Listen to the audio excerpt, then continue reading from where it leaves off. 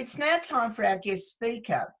And our guest speaker this morning is Ron Denham, who has been a member of Rotary since 1957.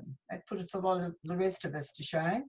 He's been a member of his current club, Toronto Eglinton, since 1964, the year after our own club, President Mark, was born. So, oh, that's how old he is. When he was hatched. Young whippersnapper. His Rotary bio is as long as your arm and makes for yet more inspirational reading. But rather than eat into Ron's time today, we'll also include his bio in this week's club newsletter. We will be sure to add our visitors today to the email of the newsletter this week. Can I please ask you all to mute, except of course for Ron, and welcome Ron to our meeting. Thank you. Okay, well, thank you very much, Mark, for inviting me and District Governor Alma and Gay. It's great to be with you, and good morning all from here in Canada. Rotary and WashRag in particular has been exhorted, cajoled, persuaded, call it what you will, to take a more active role in helping bring water, sanitation and hygiene to healthcare facilities. WHO, UNICEF, WaterAid, and some 200 other organizations are saying WASH in healthcare is absolutely critical. It's been particularly emphasized because of the impact of COVID-19. The number of infections and deaths from arising in hospitals is very, very disturbing, and that has triggered the emphasis. It's always an important issue, but COVID-19 has made it doubly important. So WashRag, what was WashRag, which is now WASH, Rotary Action Group, has risen to the occasion. We've been asked to inform Rotarians everywhere of the critical state of WASH in healthcare facilities. And also we've been encouraged to help clubs assess the situation and plan appropriate intervention, WASH projects, programs, and so forth. WASH in healthcare facilities is another example of one of these cross area of focus initiatives. WASH in schools is an example, an earlier example, where we had WASH on one hand, schools and basic education on the other. In other words, the two areas of focus, water and sanitation and hygiene and basic education and literacy, came together. So now, WASH in healthcare facilities also brings together water, sanitation and hygiene and maternal and child health. I'd like this morning just to give you a brief idea of the conditions in some hospitals. I hope they don't put you off. Some people have suggested I temper these slides because they're pretty horrible, but they are the reality. This is what is seen in some hospitals. There's a ward on the one hand, on the lower right hand, a sink which hasn't been washed for a long time, no adequate water supply.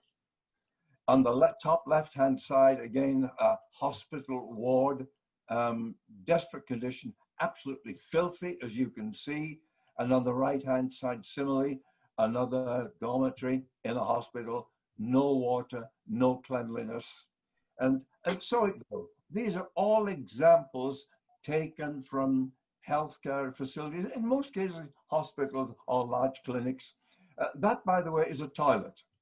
That is a latrine where in a hospital where there's no toilet in the facility, they come out there and they sit on those lats to poop down below.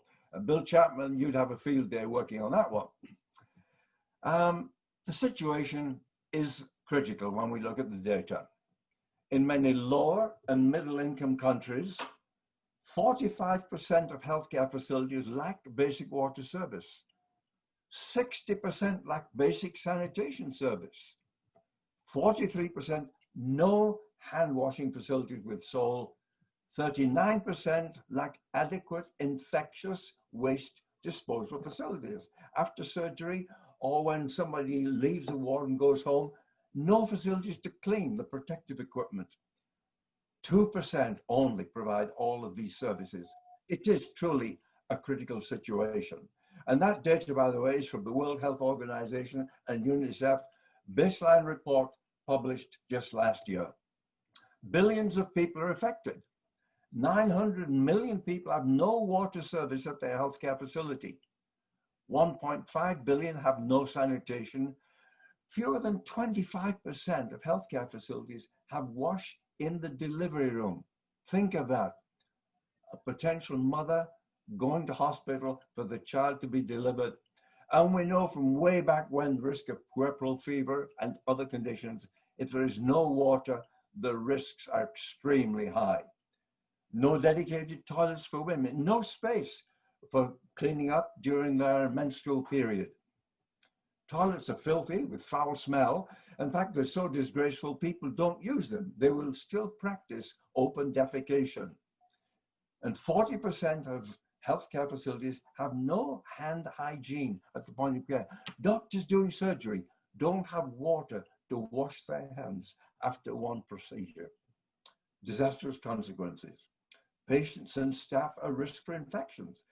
Poor hygiene is causing much water and hand-borne infections. 20% infant mortality due to unclean water.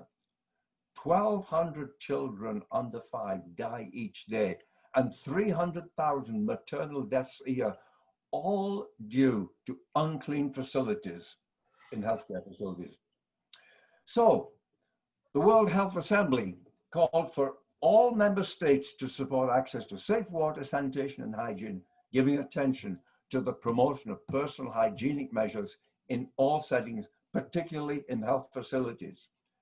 And by 2030, every healthcare facility must have safe drinking water, provide sanitation for everyone, encourage and facilitate frequent hand hygiene, implement regular cleaning and disinfecting, managing excreta, feces, and urine safely manage health care waste.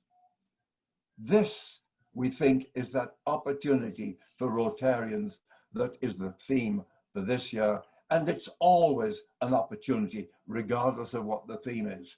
When we think back over the years at Rotary themes, one that always comes to my mind was during the year of Frank Devlin, create awareness, take action. And that is such a wonderful mantra for us these days in this particular domain.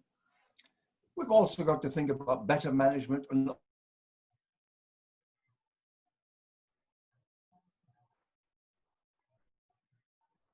just lost Ron for a moment here. Hopefully he'll come back. be funded. This is an issue in so many parts of the world. In fact, just digress here a little bit. A couple of years ago, I was driving in Uganda from Lira down to Soroti. And there's a hospital off the roadside in a small community. I'd heard that they had good water service. So I said, okay, let's go and talk to the superintendent, find out how he's managing and so forth. We went in and there were two sources of water in this hospital. There was a borehole and there was a municipal supply. I wanted to look at the borehole and unfortunately it wasn't working. So I asked the superintendent, tell me, this looked like a good borehole, why isn't it functioning? He said, well, it needs fixing. Oh, well, why don't you have technicians? Can't you get them?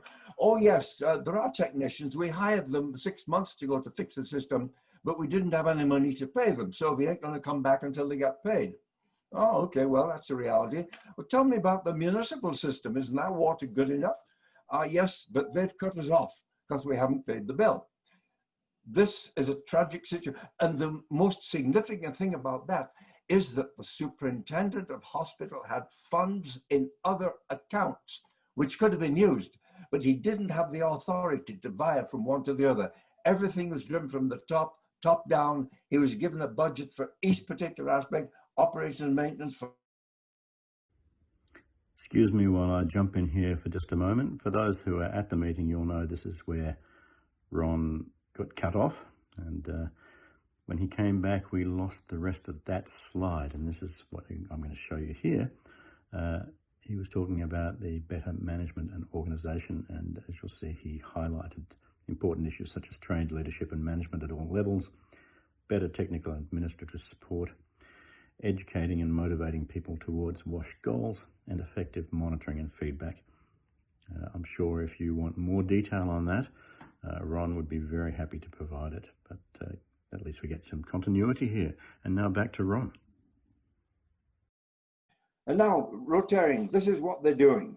They're already active in a number of healthcare facilities around the world, and particularly in Africa, and also to a great extent in India, because under the initiative of Rotary International and President Sheikh Ameta, WASH in healthcare facilities is a very significant part of their program, Rotary in India. Some of the things they're doing: easy to maintain toilets and latrines. And think about that. Too often in Rotary, we go for, let's say, I wouldn't say the cheap, we want to get the biggest bang for the buck. So instead of having nice, clean toilets, we'll leave them with clay trowel finish, concrete finish, gray, dirty, not too smooth. And we know that if they start out dirty like that, they're not going to be maintained well.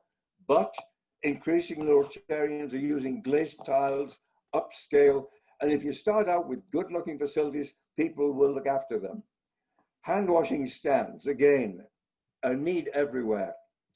The funding water systems, storage tanks, installing water storage tanks, developing cleaning protocols. Now, that sounds a little bit crazy. We think people would know how to clean toilets, but in many cases, they don't. And the Rotarians are actually building the protocols and giving the training in how to clean toilets, for example. Funding menstrual hygiene management programs and materials, providing sanitary pads, for example, and training in schools and healthcare facilities, and restoring water surface. There are so many things that Rotarians are doing, and here are some examples. On the left-hand side, a ward that was refurbished. On the top, a toilet, and you can see glazed tile. Now that's not a squatter, you get squatter toilets as well as the sitter, but both upscale, glazed tile, easy to keep clean.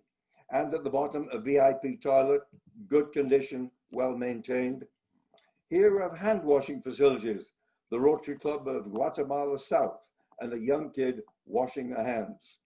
And here are other examples of results of Rotarians in healthcare facilities, much better examples than in the previous slides. And the one on the right is they're just making a connection to healthcare facilities. So what can we do about it? And this is why we want to think of how Rotary clubs can get engaged in, particularly in the time of COVID-19. First of all, start out by engaging the local healthcare community. As I look at Rotary WASH projects, both generally WASH in schools, we have a tendency as Rotarians to want results quickly.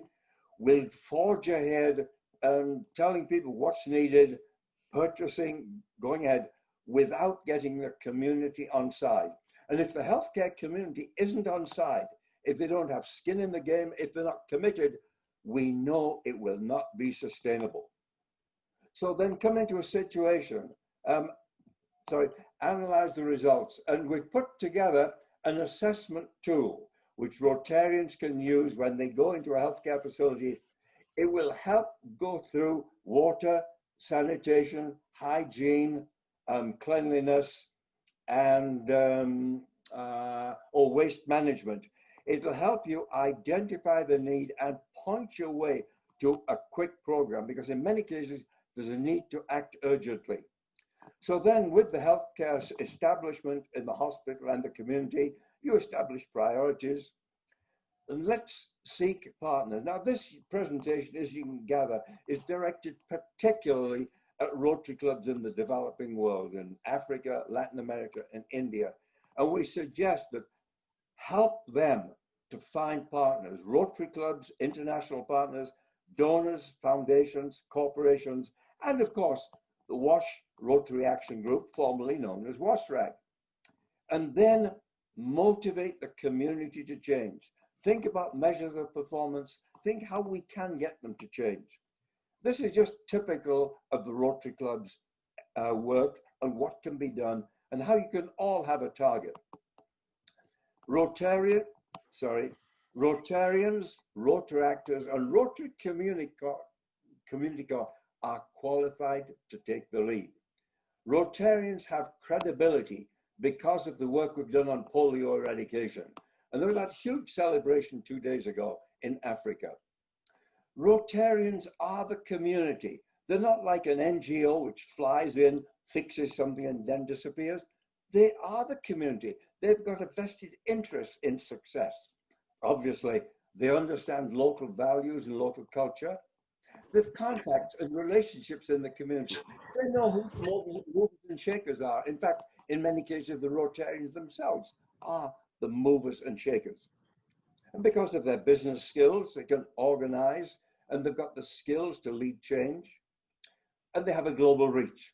Rotarians in every community, anywhere, can reach out to Rotarians in other clubs, in other districts, in other countries, and get support for the particular project. And most particularly, they collaborate with others. They're used to forming teams to accomplish a particular goal. We're well qualified to take the lead. WASH, Rotary Action Group, can help. And here you've got a good contact in Mark, particularly Bill Boyd and others, Bill Chapman. What can we do? Well, first of all, we can mentor and train Rotarians in some of these assessment tools. Well, assessment tool has just been developed for washing healthcare facilities. It was developed by a Rotarian, Mike Paddock, who's also a member of Engineers Without Borders, working with the World Health Organization. We can help provide expertise and resources to help plan the project and program. Many Rotarians are asking WASRAC all the time, how do we go about putting an application for a global grant? How can you help us? We can identify international partner clubs and the source of funding that will go with it. Prepare the application for a global grant. Monitoring and evaluation, absolutely critical to sustainability. So when you're putting together a program or a project, think early on about what you're going to monitor. How will you evaluate success? Is it on outputs? Is it on outcomes? Again, WASRAC can help you. And then think about advocacy. One of the great things about Rotary, we have people everywhere in every community. And together, when the clubs come together, they can lobby for better funding, for example, for washing healthcare facilities, providing training for healthcare officers and technicians, so forth. We have an incredible capability, which too often is underused. And then at the household level, providing protocols for cleaning, operating facilities, and so many other things which the WASH Rotary Action Group can help. So when you need help, when you're talking about helping a hospital or a clinic with a WASH in healthcare program, reach out, we can help you. We've got the tools, we can help you move in the right direction. Thank you very much, and my apologies for that interruption during the course of this presentation. Over to you, Mark.